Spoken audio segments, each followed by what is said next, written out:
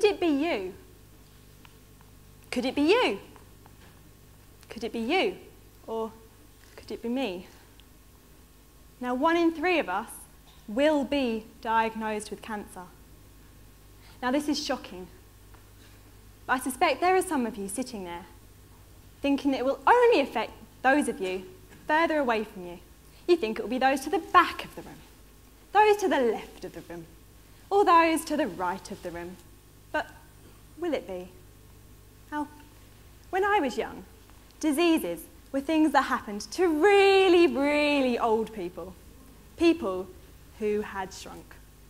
No one I knew was going to get a disease, but Lewis was only 9 when he was diagnosed with cancer. Now, the diagnosis was made on Christmas Eve, and the cancer was so serious that treatment began just 2 days later. Can you imagine what Christmas Day must have been like? And that's a Christmas surprise I know none of you would like. Now, Lewis battled on, and he made it. But then it came back. Now, Lewis was only 13 when he died from cancer. And not only was he a great friend, but he was also the first boy to buy me flowers on Valentine's Day. And when he died, I gave some money to cancer research, as I expect many of you have already done. But I didn't think cancer would come knocking again. Sadly, 2 years later, my grandmother died of cancer. And yes, she was older than Lewis, and perhaps she had shrunk a tiny bit, but she was only 61 when she died. 61! That's no age.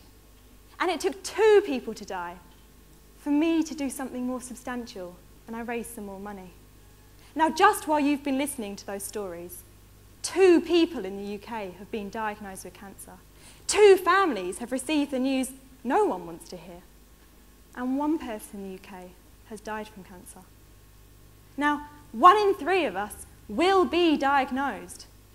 But that's not to say 1 in 3 of us has to die from cancer.